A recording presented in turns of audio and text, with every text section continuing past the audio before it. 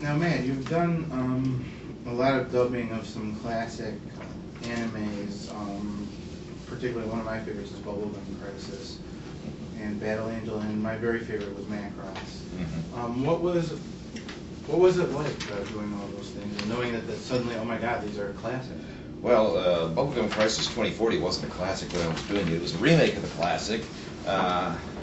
Battle Angel wasn't a classic. I mean, it was brand new. We were doing it as it was coming out. So, I've been in the business 15 years. Now, Macross was a different example. I actually watched Macross when it originally came out in Japan, in Japanese, and then watched it again when it came out as Robotech, and was thinking, gosh, they changed so much stuff. And then when I went back and we got the rights to go ahead and do an authorized English dub of it, I was like, you know what? It was not as inaccurate as I thought it was. But it was actually very difficult doing that because a lot of times thinking, well, it'd be so much easier to do it. No, that's kind of what they did in Robotech. That was the easy way out. We need to find a way to make it a little bit more faithful. The most interesting part was the fact that when I originally watched it, of course, I was just a fan and fairly new in fandom as far as actually getting the stuff directly from Japan. And then when we redid it, we brought in Mari Ojima, who was the original voice of Minmay, to reprise the role of Minmay. So here was someone who I had listened to all those years ago, and suddenly I'm redoing what she has already done with her, and it's kind of like, and I'm directing her, and it was a very strange experience. It was kind of a collaborative thing we had to do because, I'd say, well, what do you think Minmay is thinking at this point? Because, I mean, when she made that show originally, she was Minmay. She was 16 years old. It was her first gig. She had gone from being basically a complete unknown to being a superstar in the course of that show. So it was fascinating, really. I've had that experience a couple of times working on things that there were variations of what I watched. I was a big Go Nagai fan, then actually working with Go Nagai on the new Cutie Honey OVA series and to do the new Gamera series. I love the Gamera. I was a huge Gamera fan as a kid, and then it's like, oh my gosh, we're doing this new Gamera movie, and here it is, and they've written it up smart, and it actually makes sense, and it's such a great movie. It is probably the best kaiju film ever made, the new series, and to actually be involved in that was just an amazing thing. Yeah, the biggest question about Macross was, were Minmay and Kyle having incest? Well, the whole cousin thing is entirely different outside of the United States, and I guess you have that in Canada as the whole cousin is. First cousins used to marry all the time. I'm from the U.S. I'm from the U.S., so I don't know. Okay. So. Is it okay? It's third. No, it's third. Oh, It's actually third cousin. Because I made that comment to my uncle who's a lawyer, and he's like, no, it's third. I'm like, okay, so maybe you've done that case. But I mean, the implications that I always got out of it was that, Kaifun wanted that to be happening, but it wasn't happening yet. That Minmay was very, unaware for a long time that, in fact, that was going on, but so it wasn't happening. Okay. Yeah, that was my take on it. Okay. And that was Mari's take on it, so. I'm sure. Next, how do you choose what anime to bring to North America?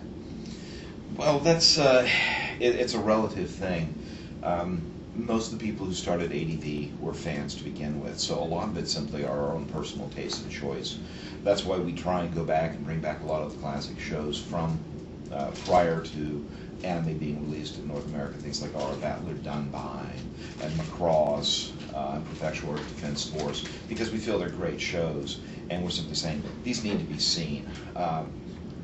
But we get shows in a couple of different ways. One of the most common anymore is a show is going to go into production in Japan, a company is looking for financing, and they'll basically send us a sheet of paper saying, this is the show we're interested in doing, here's the basic synopsis of the story, and usually they'll have the first 5 or 6 episodes kind of blocked out, and then they'll say, here's the production team, and you'll say, okay, well, it's this director, it's this producer, it's this character designer. You kind of look at it and say, okay, these guys all have a good track record, and at that point we may just invest in a show and just put money up then.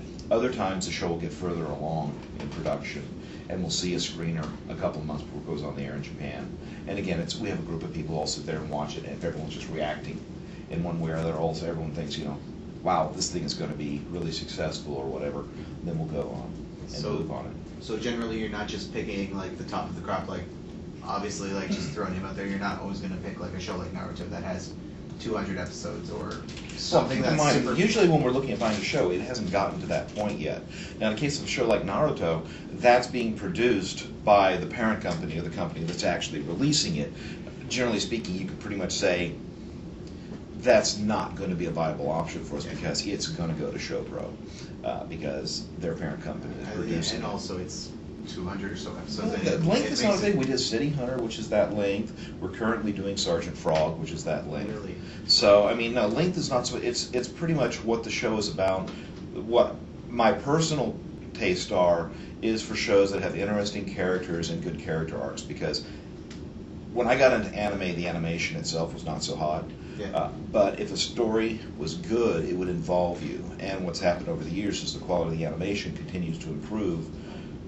But quite often the stories will suffer. So we look for the shows that have the interesting stories. Is it something, there is no new idea under the sun, there's just new combinations. Have they come up with something new? Or they're just, I mean, one of my favorite shows we ever did was a show called Princess Nine, which is just about every baseball cliche in the book. But it's written by the same fellow who wrote most of Miyazaki's scripts.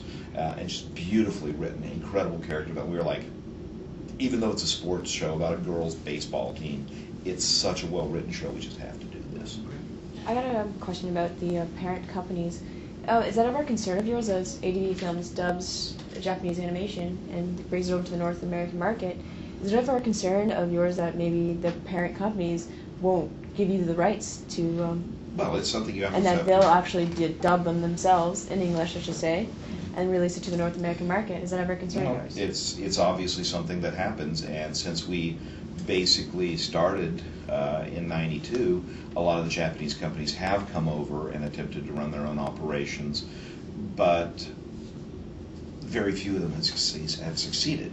There have been a lot of attempts at doing that, and the ones that are doing it are basically simply coming over here and having American teams do the work for them. They're not actually doing it themselves.